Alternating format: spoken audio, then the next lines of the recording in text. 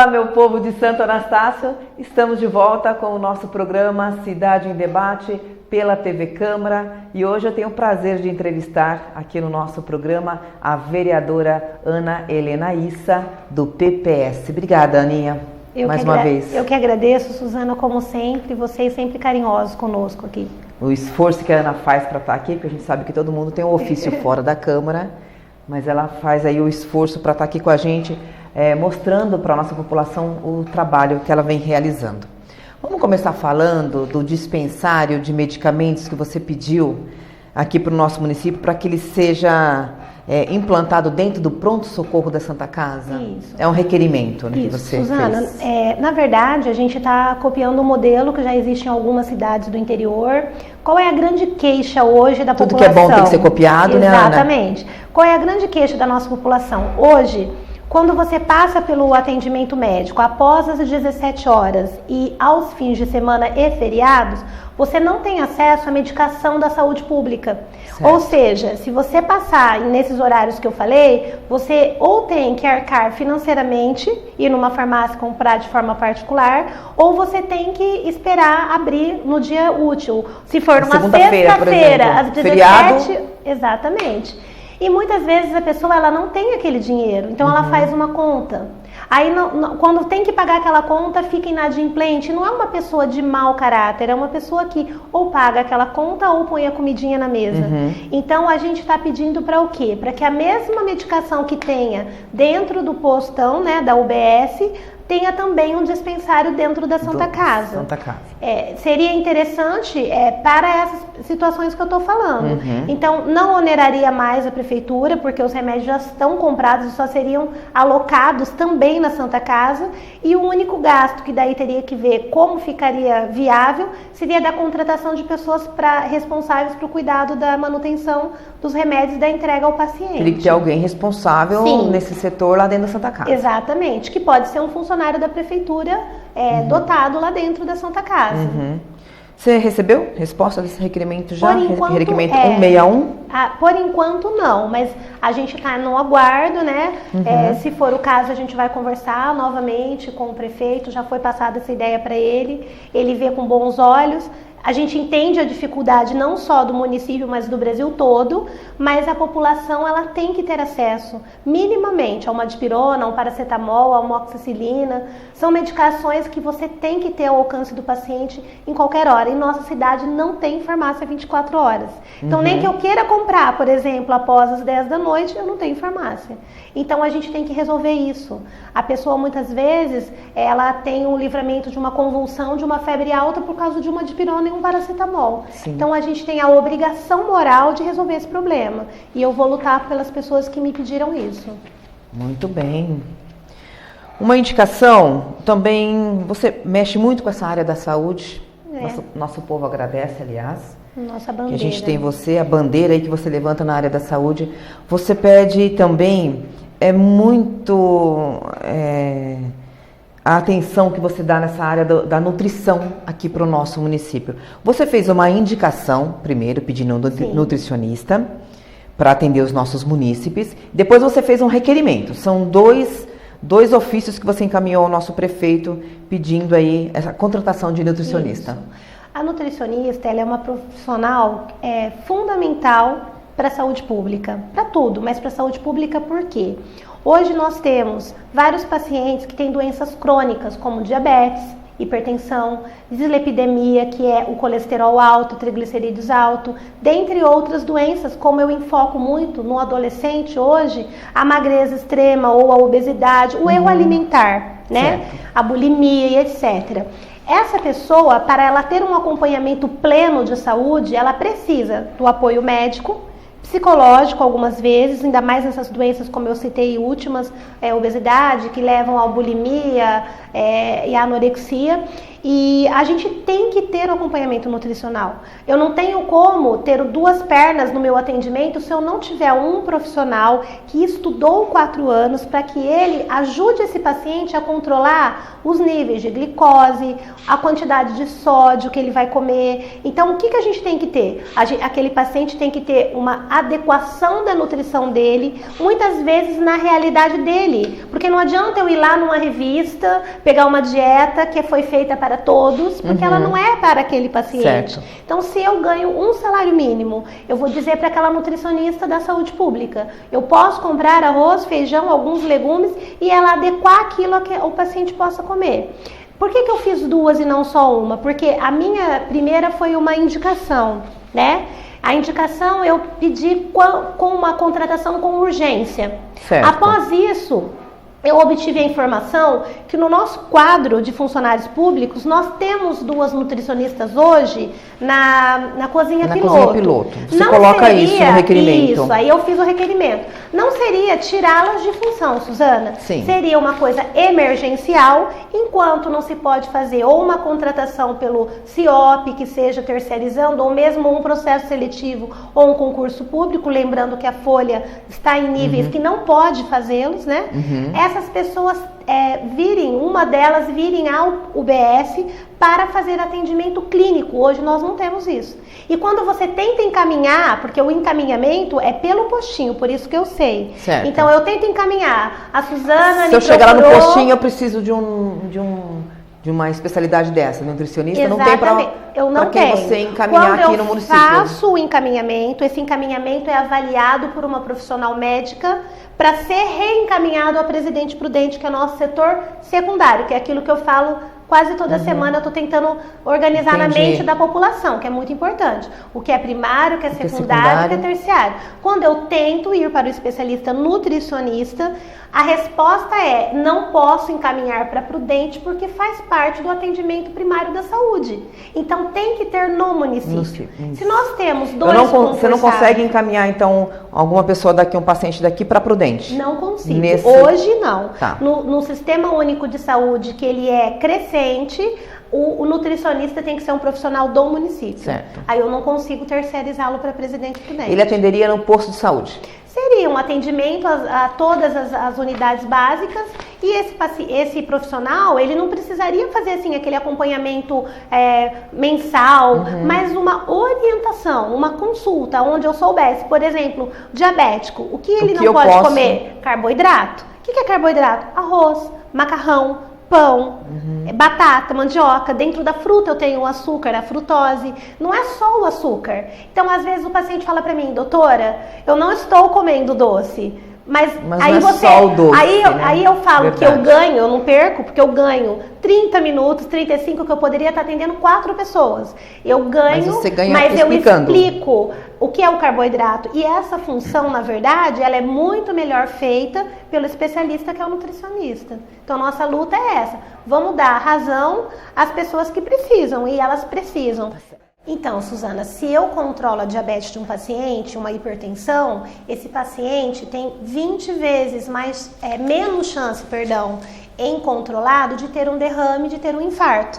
Então, se você pensar em gasto público, se eu controlo uma diabetes com a contratação do nutricionista, eu deixo de gastar numa UTI, num hospital com internação, e aquele paciente também, ele deixa de evoluir para um mal pior, porque o diabético hipertenso descompensado tem 20 vezes mais chance de infartar e ter um derrame do que quem não é compensado. Olha a importância. Muito grande. Você cortar... Essa visão que você está nos dando, que a maioria da população realmente... A gente não tem. Não. Cidadão normal, a gente não tem essa visão que você tem passando pra gente. Eu falo assim, não é soberba, Suzana, mas eu trabalhei como dentista, sou formada na Universidade Estadual de Ponta Grossa, eu trabalhei 8 anos em saúde pública federal, eu era militar da Marinha. Eu vim para Santo Anastácio depois do óbito do meu pai de volta, né? E aí eu fiz medicina e faço com amor saúde pública, é a minha bandeira e eu gosto. Então eu falo que a gente tem que tentar cortar o mal pela raiz. Não adianta eu dar o melhor medicamento do mundo, o mais caro de hipertensão. Se eu controlo, por exemplo, a obesidade, o sedentarismo e a nutrição, muitas vezes com uma única comprimido ou até sem comprimido, você controla um paciente desse. Entendi. Muito legal.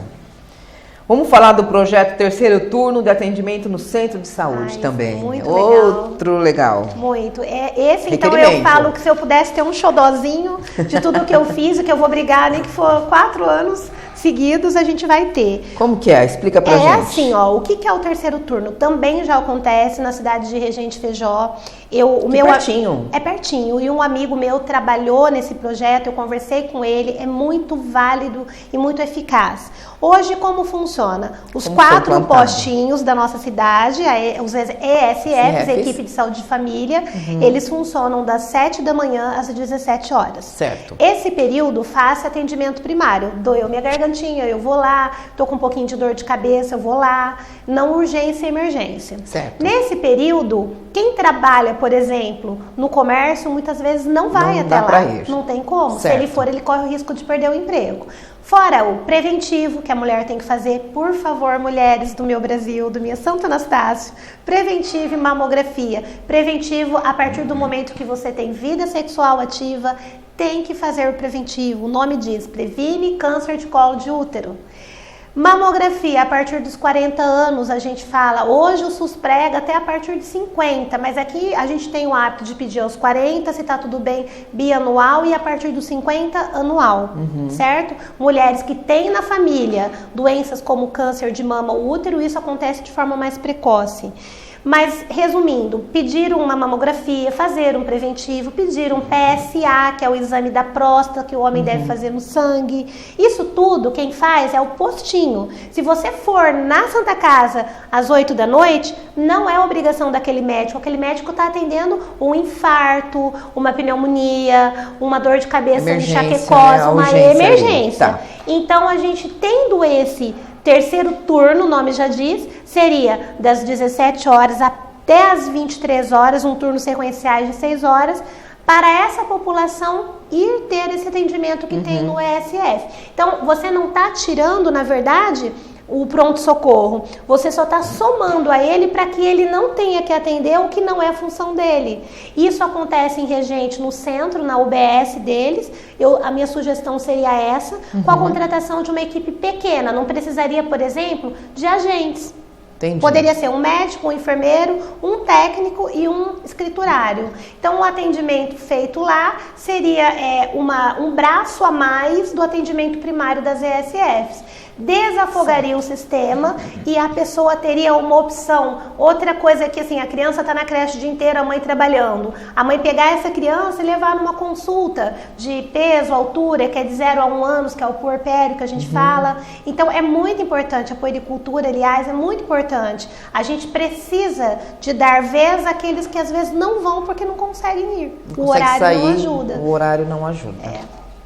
Muito bem. Esse requerimento ele é recente, também não recebeu resposta ainda. Mas esse, senhor Variani, senhor Roberto Volpe, aguardo com muito carinho, porque um povo inteiro me cobra uma resposta desse requerimento. Foi muito bem aceito, todo mundo me parando, Ana, é isso que a gente precisa. Sei que, eu novamente falo, tá difícil, só que eu acho que é o barato que sai caro e o caro que sai barato. A gente pode abraçar uma população que hoje às vezes está adoecendo de forma mais grave por falta de prevenção. Certo. Se eu previno um câncer, eu deixo de gastar com o tratamento dele, quimioterapia, radioterapia, sem contar que aquela mulher que pode chegar aos seus 80 anos pode abreviar a vida, como temos em Santo Anastácio, moças de 27, 28 anos, jovens, fazendo quimioterapia. É muito triste para a família. Triste. Bora lá. Vamos falar agora, requerimento também, o requerimento 162, você também encaminhou para o Roberto Volpe, para o nosso prefeito, pedindo aí que os profissionais concursados aqui do nosso município em educação física possa fazer uma parceria aí com o abrigo de idosos, realizando atividades com os nossos amigos lá do abrigo. Isso. Assim, Suzana, hoje no nosso uma observação, município, né? Hoje no nosso município, a gente tem um trabalho que até por enquanto está sendo voluntário, né? Até o fim do ano ele era contratado da prefeitura, que é o professor Denis Leite. Denis, o meu abraço pelo seu lindo trabalho. O Denis trabalha com as pessoas da terceira idade, O povo ama ele.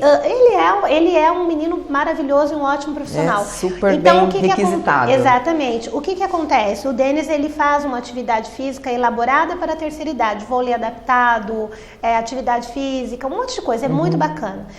Quem está dentro do asilo hoje, do nosso, eu falo que é o lar das minhas crianças, que eu amo atender idoso, eles não têm essa possibilidade, porque eles estão internos.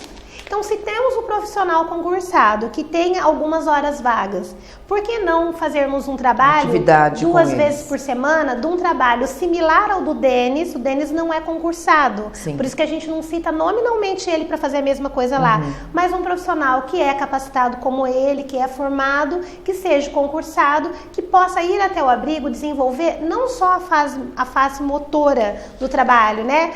Mas também, por que não, jogo de memória, dama, xadrez, dominó, para que o intelecto também vá pensando. Então a gente vai trabalhar a motricidade e a parte psicológica. Então ele vai se sentir acolhido, porque todo trabalho em grupo motiva muito a pessoa de idade. Se você for lá fazer uma visitação e propor uma atividade em grupo, uma oratória, qualquer coisa, eles ficam super satisfeitos. Então é um trabalho que não daria nenhum ônus para a prefeitura, apenas bônus para os nossos idosos que merecem todo o nosso respeito. Eles ficam felizes. Muito, né? muito. É bem bacana. Essa parte, nota 10. A gente já está falando dos nossos idosos. Você pediu também vacinação. É uma indicação. Isso. Né, que se estude essa possibilidade de vacinar os cuidadores de idosos que trabalham aqui no nosso município.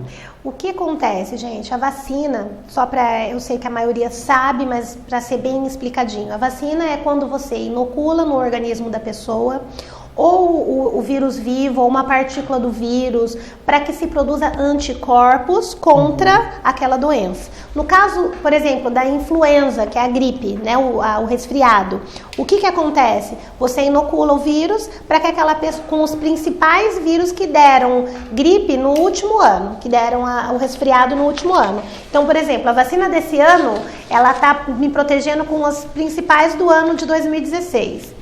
Algumas faixas são pegas. Então, quem é vacinado? As pessoas que trabalham com saúde. Graças a Deus foi implementado os professores, que eu falo que eles estão diretamente ligados com as crianças, né? Então, tem que ter a vacinação. É uma sala fechada, onde tem 20 crianças, mais a professora, a educadora. Doenças crônicas e crianças de 5 anos para baixo e pessoas de terceira idade. Presidiários tem isso pelo local fechado e não abrange ainda o cuidador de idoso. E hoje, cada vez mais, a gente precisa desse profissional nas casas. Aí você vai lá, só gente rico que tem, mas às vezes você paga alguém para cuidar do seu idosinho para você correr atrás do seu ganha-pão. Sim. Então, tem muito já. Muitos. Tem muito aqui no nosso município. Cresceu bastante. A gente tem que... Existe curso já. Existe. Cuidadores, né? No Senac, agora tá o tão requisitado que tem um curso de cuidador de idoso. Eles, na verdade, fazem, às vezes, do acompanhante de um técnico de enfermagem, porque ele medica no horário certo, eles aprendem a aferir uma pressão, a ver um destro. Então, é muito bacana. E, na minha concepção, eles são acompanhantes de pessoas que têm uma imunidade mais baixa, que é o idoso. Então, eles também deverão ser protegidos para não passar para aquele idoso e para não pegar, às vezes, até uma bactéria, um vírus. Então, é muito importante. A imunização é de uma importância extrema para que a saúde seja plena. Aí seria feito todo um cadastro dessa pessoa. Seria a profissionalização de uma profissão que existe. Sim. É como a gente fala, né? Hoje, graças a Deus, as funcionárias domésticas têm todo um aparato, mas até pouco tempo não tinha fundo de garantia. Então, por que não a gente transformá-los num profissional doméstico? Sim. Que é o que eles são. Eles teriam que ter os mesmos direitos, tudo certinho, e mais o direito à vacinação por serem cuidadores da saúde de alguém, né? Ótimo.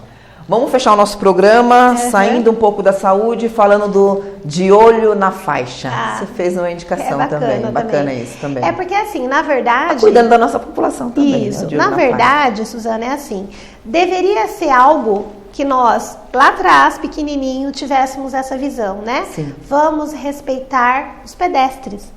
e vamos cuidar para que os que estão dirigindo, né, os nossos condutores também não tenham que dar um brecão de última hora. Então, assim, seria algo municipal, uma lei, com uma multa, projeto de lei. Um projeto de lei, exatamente. Por isso que a gente indica para o prefeito. Para quem não sabe, né, o executivo executa as leis. Exatamente. A gente não tem esse poder aqui na Câmara. Então, seria assim, a gente ter uma parte inicialmente educacional. Então, vamos treinar as escolas, as crianças, vamos por um período ser demonstrativo e não punitivo. E depois de um tempo, quem não respeitar, ser punido. Porque eu falo que quando dói no bolso, a pessoa pensa um pouquinho. Então, Verdade. a gente precisa que a pessoa entenda que se tem alguém para atravessar uma faixa pintada, dizendo ali, eu sou o pedestre, a pessoa tem que ter o respeito de parar. E seria o de olho na faixa uma fiscalização a nível municipal, para que a pessoa pense e eduque o seu cérebro a lembrar que o pedestre está no lugar dele. Como a gente daí vai educar o pedestre a não passar no meio da rua. Sim. Então, a pessoa procuraria aquela faixa que seria a proteção. Em compensação, se não cumprida, a pessoa seria punida também. Certo.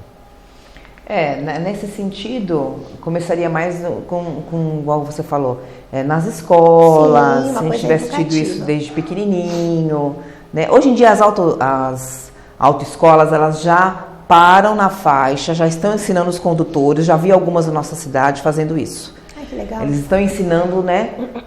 O pessoal está ali fazendo a aula de carro, de moto, e geralmente de carro. Moto é um pouquinho mais complicado, porque você breca, o carro vem atrás, mas né, a gente também está se educando. Eu já percebi. Então, e já percebi também muitos condutores fazendo, não todos, né? A maioria ainda não. Mas a gente vai mudando esse hábito da nossa população, todo dia chamando a atenção. E é bacana. E se educando. Isso é educação mesmo, Exatamente. né? E o que é bacana, Suzana, é que algumas ONGs, a família Pipa é uma delas, eles fazem um trabalho bem bacana junto com se eu não me engano, o pessoal da... meu Deus, ali que é o mineiro, eu não sei se é ali, era onde era a Sônia Estelato, era onde a Sônia Estelato, é a associação, né? Associação comercial? Eu só sei que era onde a Sônia Estelato era responsável. Aí eles faziam uma parceria e eles iam nas escolas, como foram no Colégio Fênix, do qual eu sou sócia, e aí eles fazem na semana de trânsito uma coisa educativa teatralizada, é bem bacana. Então eles mostram que tem que passar na faixa, é muito legal. A criança grava isso. A criança grava. Então, leva pro resto da vida. E ensina os pais em casa ainda. Exatamente. E isso ser algo que seja natural, fica natural. E que nem a gente fala, quem nasceu há alguns anos atrás sabe que não pode fumar em lugar fechado. Se você pega um idoso, ele tá lá fumando dentro do lugar fechado e achando que... Porque ele não foi, a mente não foi educada para aquilo, né? Tá certo. Aninha, obrigada mais uma vez por você estar aqui com a gente, passando todo esse trabalho, um trabalho maravilhoso aqui na Câmara em prol da nossa população. Viu? A gente está de portas abertas sempre para você também debater, às vezes, algum assunto de saúde que a gente tem no nosso município. O dia que até me coloco à disposição, Suzana, se um dia você quiser fazer um adendo, chamar eu, a Lúcia, a Roberta, para tirar várias dúvidas da saúde. Da saúde. Né? Eu falo assim, o que é nível de atendimento, porque nem todo mundo consegue nos assistir, né? Porque às vezes a pessoa ela vai num lugar errado e deixa de ser atendida e fica chateada, e é também educacional. Eu que quero agradecer o espaço, como sempre, né? A gente é super bem tratado aqui por todos, por você e pela sua equipe. E dizer assim, a gente está aqui na Câmara trabalhando sério. Às vezes a gente fica um pouquinho triste porque lê assim, alguns comentários no Face, só temos 2 vereadores, nós somos em 11. Sim. São 11 pessoas, 11 seres humanos que trabalham de forma diferente. Eu, por exemplo, se eu auxiliar alguém, eu não vou colocar no Facebook. Sim. Se eu entregar uma cesta básica em auxílio a uma pessoa que está necessitada, eu acho que o que a mão direita faz, a esquerda não tem que saber. Então, essa autopromoção não faz parte do meu perfil. Certo. Nem por isso eu deixo de ser uma vereadora atuante.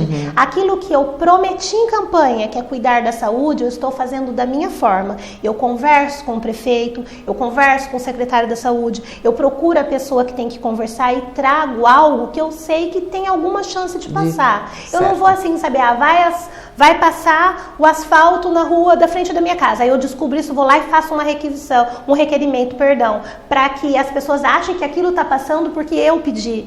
Eu vou trabalhar com a verdade. Essa é a minha forma de ser, na minha casa, na minha família, no meu trabalho. E aqui, para mim, é um trabalho, e um trabalho sério. É uma extensão. A gente quer, assim, que todos entendam que não tem ninguém aqui brincando. A gente está trabalhando, e eu falo por mim, com seriedade. Tá bom? Muito bem. Obrigada, viu, pela sua presença.